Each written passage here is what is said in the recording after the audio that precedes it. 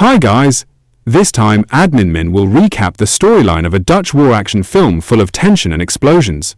The title of the film is Invasion, which tells the story of a sudden invasion from a fictional country called Veragua, which suddenly attacks two areas of the Dutch kingdom, Curaçao and Aruba. The Marine Corps and Royal Dutch Navy ships did not remain silent in the face of this threat. This film was released in January 2025 and received a rating of 4.8 out of 10 stars on the IMDb site. So guys, make sure your gadgets are not low battery, and let's get straight to the storyline of the Invasion film. We open the film with the introduction of three Dutch Marine Corps personnel, Noah, Jack and Andy, who are preparing to undergo their final training in Belize. It didn't take long, the training began.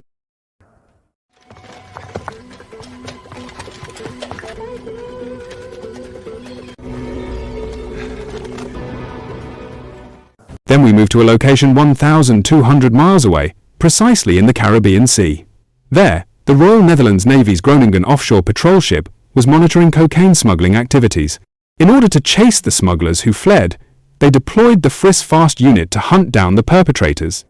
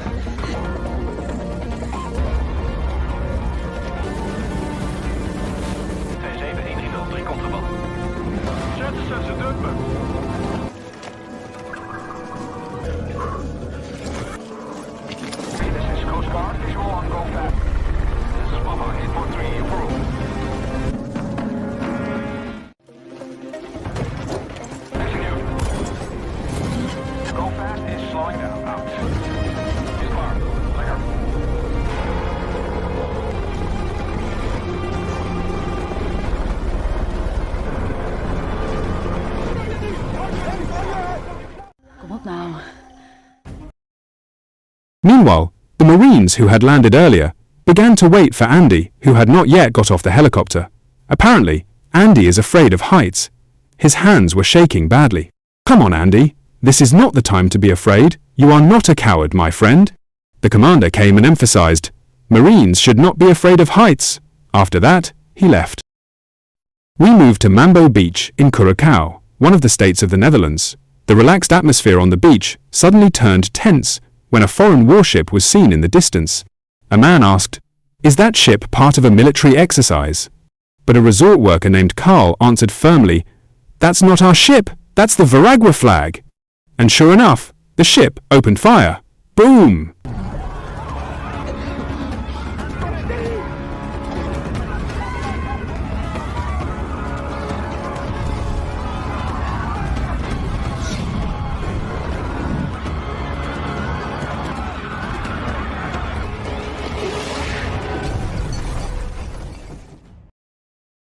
Next scene, Captain Stan receives a report that Curaçao has been attacked. He immediately contacts the troops who are on a mission to chase smugglers.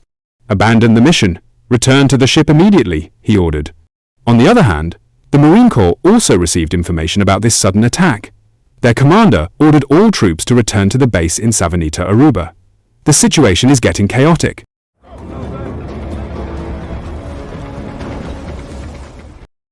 We return to the Groningen ship. One of the personnel named Jatzel hears shocking news from the captain. "Curaçao has been attacked!" "Who attacked?" asked Jatzel, who was still in shock. "Veragua. But it's not clear why." The next scene takes us to the Savanita military barracks in Aruba. Here, Veragua's troops also start attacking. A soldier named Daniel sees them and immediately seeks shelter.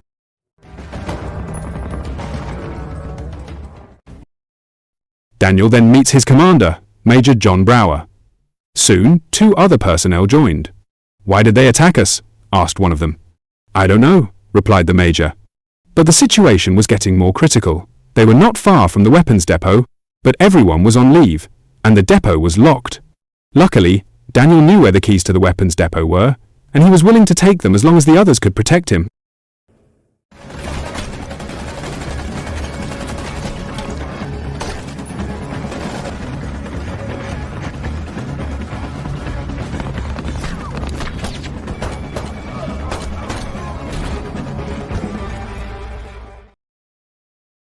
In the Caribbean Sea, in a helicopter, the commander gave new instructions.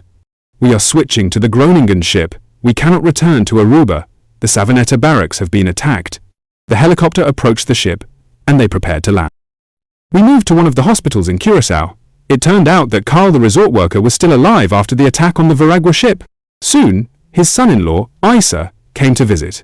Isa told him that he had contacted Jatzel and informed him that Carl was safe and being treated. It turns out that Carl is Jatzel's father, and Isa is Jatzel's wife. The news on television also reported that Veragua's troops had taken control of Curaçao with their military strength.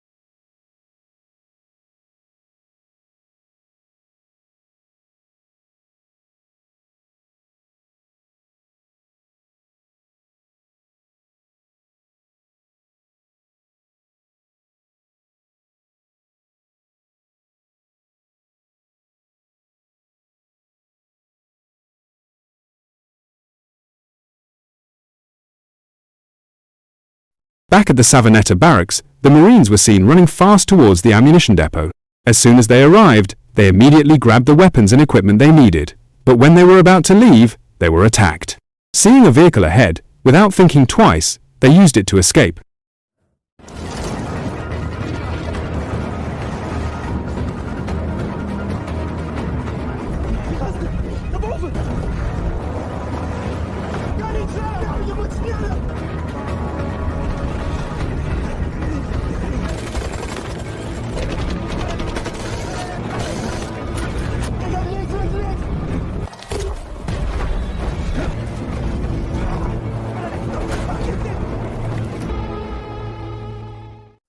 The next scene shows the devastating impact of the Veragua warship attack, which causes many civilian casualties.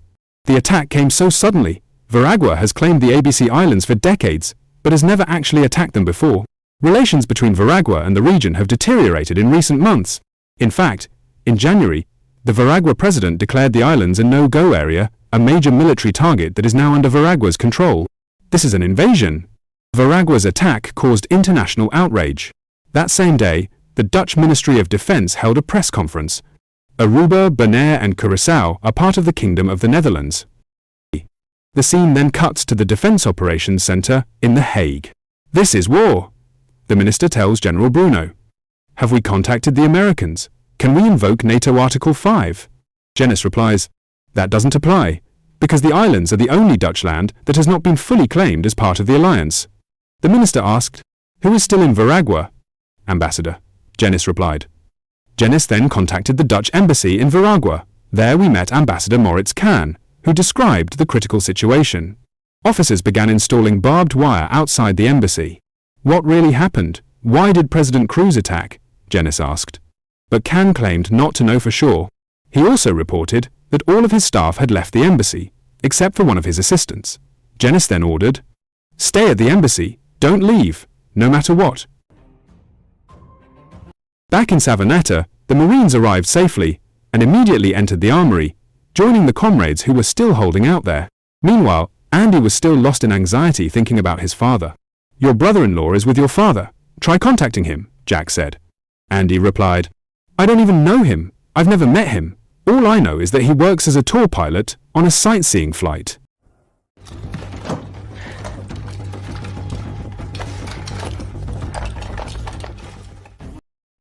On the other hand, as the troops prepared, the Major received an important report.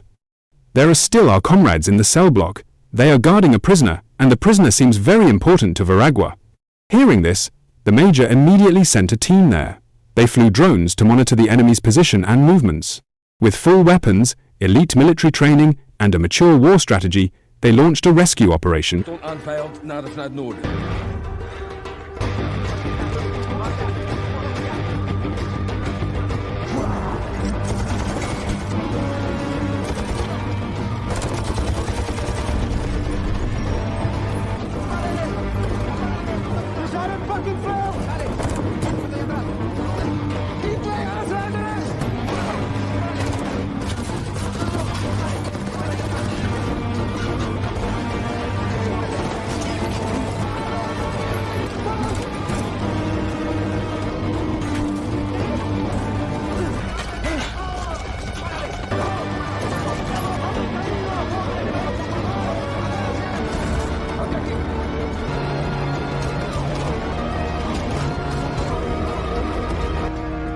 Reload. As soon as they managed to get in, the Major immediately saw the prisoner. At the same time, the minister in The Hague received shocking information. The prisoner was a diplomat named Hector Legato. He was the former head of Veragua's intelligence, who arrived in Aruba as the new consul general. However, he was wanted by the Americans for drug trafficking. Hector was arrested at the airport, and the local police handed him over to the Dutch Marines. It was Hector's arrest that enraged President Cruz, who eventually attacked. Knowing this, the minister proposed, "Free Hector. Just declare him an unwanted person. That way we can end this war." But Bruno refused. "This is an invasion. We must immediately take Hector out of Savanita." He proposed sending a frigate and air defense and commando warship belonging to the Royal Netherlands Navy. But the minister still refused. "There should be no more escalation of the war. We can still resolve this through diplomatic channels." Back in Savaneta, the Major finally decided to act quickly. Hector was taken out of the cell and troops immediately prepared to take the diplomat out of the conflict zone.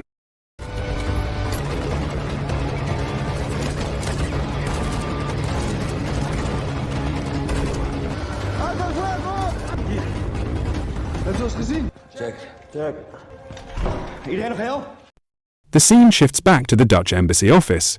Khan, the ambassador, seemed increasingly worried about his safety. The tension continued to rise, and he finally decided to escape through the back door, accompanied by his assistant. He asked the assistant to go to the airport immediately. Meanwhile, Janice received a shocking report. Ambassador Khan had fled the embassy. Next scene, guys. The captain received a direct order from headquarters. His current task is to help the Marines in Savanita, and after that, pick up Ambassador Khan from Veragua. The captain called Jatzel, then gave an important order. "We must deploy a helicopter right now. The Marines in Savanita are trapped in a war, and they are with Hector, the corrupt diplomat. Their personnel are limited. If we don't pick them up soon, they won't last long." After the rescue mission was completed, they continued to pick up Ambassador Khan. Unfortunately, the headquarters in The Hague didn't want to act, so we were the only ones expected. Without wasting any time, they immediately deployed a rescue helicopter. Back to Khan and his assistant. They managed to arrive at the airport, but it turned out that the location was already controlled by the Veragua army. There was no other choice. They immediately turned around and left the airport. On the other hand, in Savaneta, the Major receives a call from the captain. "Get ready. In 4 minutes, the helicopter will come to pick you up." Hearing that, the troops quickly moved towards the helipad. Hilo, 1 minute out. Check. Save the box. I repeat, save the box. Target in sight.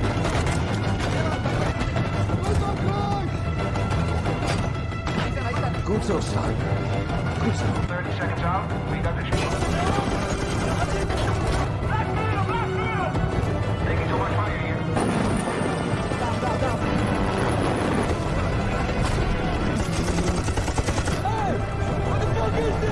Knocking off.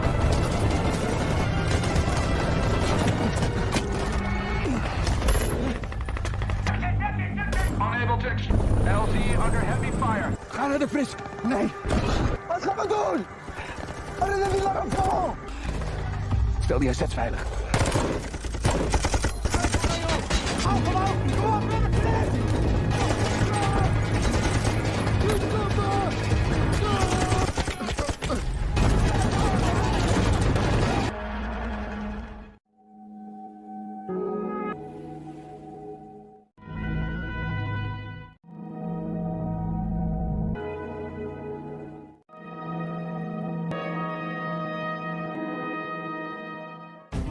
Jatzel then asks, "What about Ambassador Khan? Who will pick them up?" He then asks for permission to send Noah and Jack using the helicopter. The scene shifts back to Khan and his assistant. Now, they decide to hide and secure themselves on the golf course. Meanwhile, the captain gathers the troops and gives important instructions. "We have no other choice. We are the only ones expected. Jack, Noah, you are in charge of this evacuation mission. Andy, you are not coming. I know you are afraid of heights. The ambassador has escaped and is now in danger. Your task, pick them up from behind enemy lines. Our ship will be waiting off the coast of Veragua. Once you get the assets, return to the ship and get out of enemy territory immediately."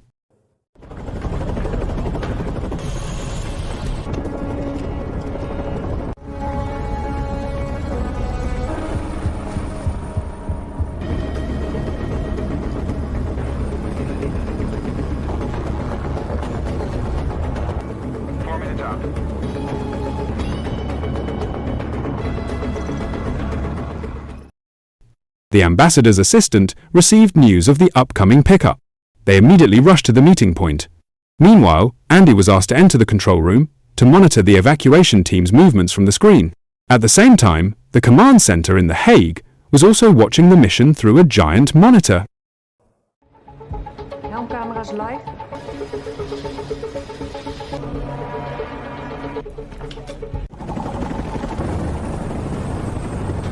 Area looks secure. Going in. That's an inside.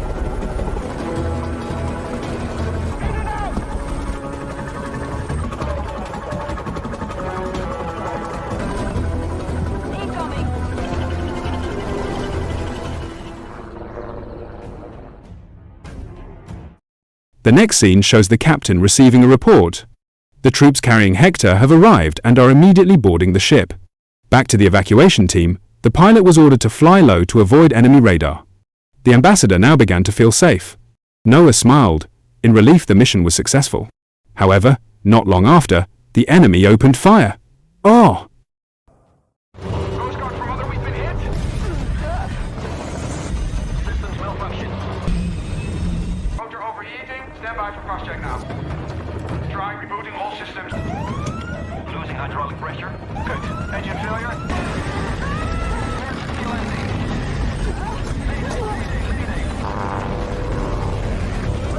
Declining fast. Still rotor failure. Secure both engines.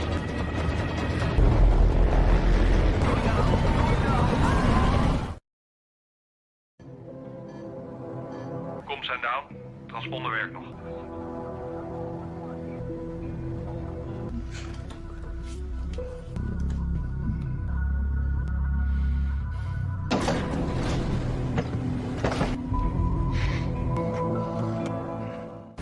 The scene changes.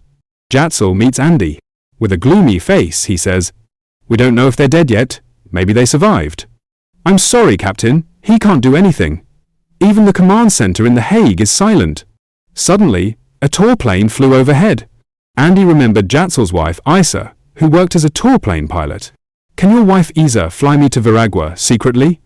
Andy asked. A short time later, the captain arrived and caught them making plans. "It looks like you're planning a secret mission. Tell me, I'll support you." Jatzel then contacted Isa and explained about Andy's daring mission. At first, Isa refused. Flying over enemy territory was very dangerous. However, Jatzel managed to convince him. This is the only way Andy can get to Veragua. Finally, Isa agreed. Govert. Als we ontdekt worden, you're on your own. We wachten op jullie bij het ready point voor de kust. GPS-telefoon. Tracking device. Match naar de heli. De beste operators hier, zij varen in het geheim naar Curaçao. Ready? Yes. Let's go. The scene returns to the helicopter crash site. It turns out that Jack is still alive. With wounds and heavy breathing, he gets up, looking for Noah. Not long after, Can is also seen safe. However, the assistant was killed by the helicopter's propeller. Jack, Can, and the others finally manage to find Noah, who is leaning against a tree trunk. His leg is badly injured, but he is still alive. Meanwhile, Andy and Isa are almost a mile from Curacao. Once he feels safe, Andy jumps out of the plane and into the sea. Ah! He swims to the shore and meets Isa at the agreed meeting point. They then go to the hangar where Isa's office's tourist plane is located. Isa immediately prepares the plane for flight, while Andy looks nervous and anxious. Without a word, Isa gives him a parachute, and off they go, heading for the most daring mission of Andy's life.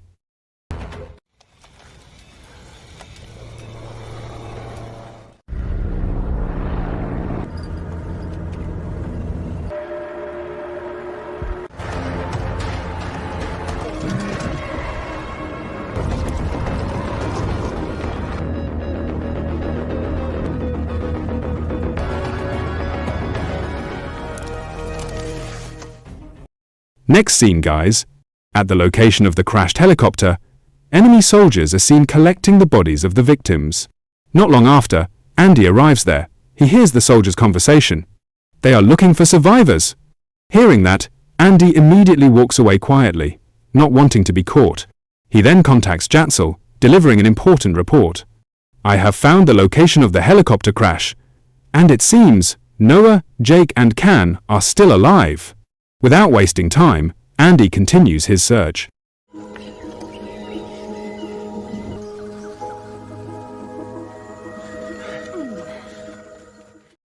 The scene shifts to daytime. After walking quite far in the middle of the forest, Can begins to feel frustrated. Do you know where we are? It feels like we've just been going around in circles, he babbles. But not long after, they meet Andy. Noah is shocked. How did you get here? Andy answers briefly. I jumped from a plane. Everyone is silent. They know Andy is very afraid of heights. Andy then told them about the evacuation point on the coast, where the ship would come to pick them up. We have to move fast. The enemy is everywhere. However, Can kept complaining tired, hungry, and cranky. Finally, Noah gave him a raw punch. As night fell, they decided to rest because Can couldn't walk anymore. Noah asked the others to sleep, while he stood guard alone. In the command center, the minister asked, "Where is the Groningen ship?" Bruno replied, "Still off the coast of Veragua, waiting for the ambassador and the Marines." That statement shocked everyone. The ship was in enemy territory. And worse, Hector was also on the Groningen ship. If Veragua found out, this could trigger a major escalation. For that, the minister ordered Bruno to order the Groningen ship to leave the location after sunrise. The captain immediately informed Jatzel about the order. Back in the forest, Noah watched the enemy's movements using a telescope. They weren't far ahead. Silently, Noah took his position and prepared to shoot.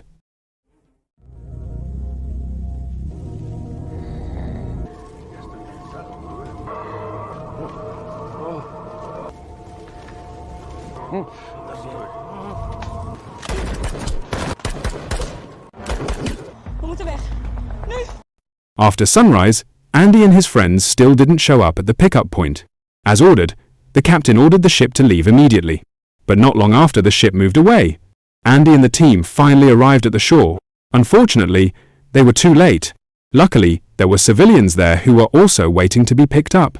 When the pickup ship arrived, Andy and his friends immediately boarded the ship.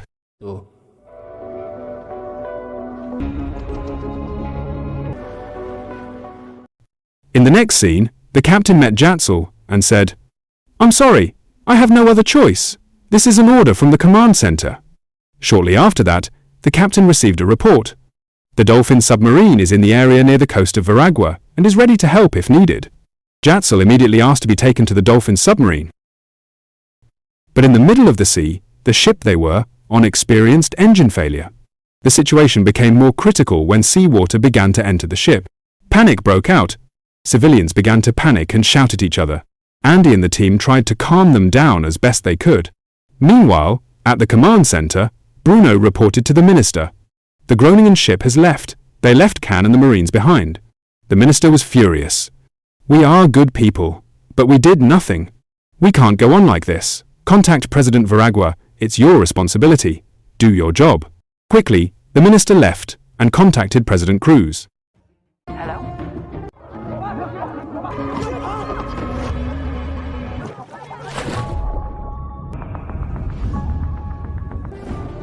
See your course.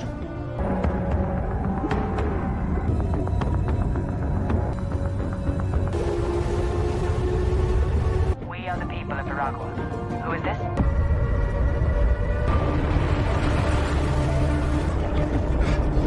Cruz is gone. He has fled the country.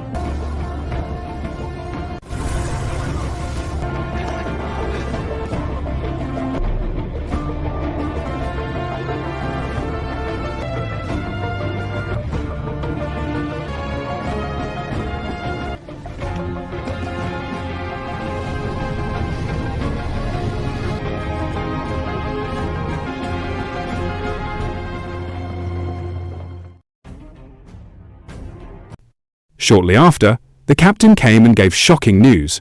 It's all over. While we were waiting, the rebels overthrew President Cruz, with a little help from America. In return, America asked that Hector be handed over to them. When he found out that Hector had been taken by the US, President Cruz surrendered and stopped everything. Last scene, Andy and Jatzel are seen in the hospital, waiting in the ward for their parents. Meanwhile, Noah and Jack watch the minister's press conference on television. The minister says, "Many times patience pays off.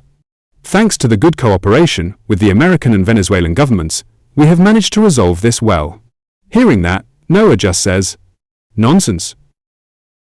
That's the movie recap episode this time, guys. Continue to support this channel by clicking the subscribe button. Don't forget to like, share, and leave a comment if you like the video. Thank you, and see you later.